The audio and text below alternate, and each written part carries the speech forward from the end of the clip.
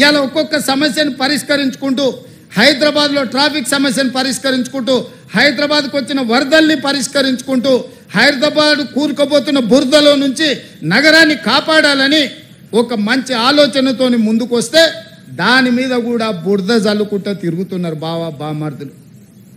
నేను అంటున్న కిరాయి మనుషులతో మీరు చేసే హడావిడి తెలంగాణ సమాజం నిశ్చితంగా గమనిస్తుంది.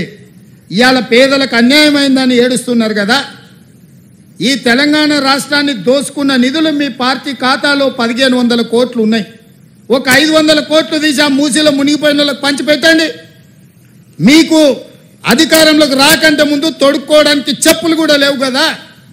ఈరోజు 1500 కోట్ల రూపాయలు మీ పార్టీ ఖాతాలో ఉన్నాయి. అది ఎవరి సొమ్ము? తెలంగాణ ప్రజల సొమ్ము కాదా? ఇవాళ తెలంగాణ ప్రజలు మూసిలో ఉన్న పేదలు బాధలు ఎదుర్కొంటున్నారని మీరు మాట్లాడుతున్నారు కదా. ఒక 500 కోట్ల రూపాయలు మీ పార్టీ ఖాతాలో నుంచి తీసి వాళ్ళకి పంచి పెట్టండి. వాళ్ళకి ప్రత్యామ్నాయం ఏం చేయాలో చెప్పండి. ఈరోజు ఈ ప్రభుత్వం సిద్ధంగా ఉంది వినడానికి. హైడ్రా గురించి అసెంబ్లీలో చర్చ పెట్టినప్పుడు ఈ సన్నాసులు పారిపోయినరు, మాట్లాడలేదు. హైడ్రా మీద అసెంబ్లీలో చర్చ జరగలేదా? ఆ రోజు మీరు సూచన చేసి ఉంటే ఈరోజు మీరు అడ్డగోలుగా మాట్లాడాల్సిన అవకాశమే లేకపోతుండే కదా. ఈరోజు పేదలకు ఏం చేద్దామో చెప్పండి.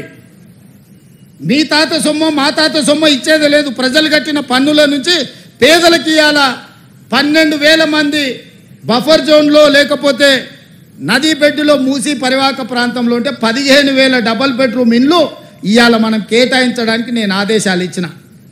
మూసి మురికిలో దోమలతోని కలుషితమైన నీళ్లతోని అక్కడ బతకలేని శవాలుగా జీవోత్సవాలుగా ఉన్న పేదవాళ్లకు ఆత్మగౌరవంతో బ్రతకడానికి ఇల్లు ఇచ్చి ఇంటి ఖర్చులకు 25,000 ఇచ్చి మా అధికారులు అక్కడ ఉండి వాళ్ళని ఇంటి దగ్గర దిగబెడుతుంటే అభినందించాల్సింది పోయి అన్యాయంగా మాట్లాడుతున్నారు. డబుల్ బెడ్రూమ్ ఇల్లు కంటే ప్రత్యామ్నాయం ఏముందో చెప్పండి. పంచుదాం. ఇది ప్రజల సొమ్ము. మేము సిద్ధంగా ఉన్నాం బాధ్యత తీసుకోవడానికి. ఇవాళ పేదల సంక్షేమం అమలు చేయడమే మా బాధ్యత. చేతనైతే రాండి, అఖిలపక్ష సమావేశాన్ని పిలుస్తాం. మీరు రాండి, ఏం చేయాలో చెప్పండి. ఏది చేసినా వద్దనడం, మీ చేతగాని తనాన్ని కప్పిపుచ్చుకోవడానికి మమ్మల్ని ఏ ప్రయత్నం చేయొద్దనడం ఇది సమంజసమని నేను అడుగుతున్నా. 10 నెలలు కూడా కాలే మేము అధికారంలోకి వచ్చి. 10 ఏళ్ళు ఈ రాష్ట్రాన్ని దోసుక తిన్న మీరు ఇవాళ ఆగర్భ శ్రీమంతులు ఎట్లయినరు? మీరు మాత్రం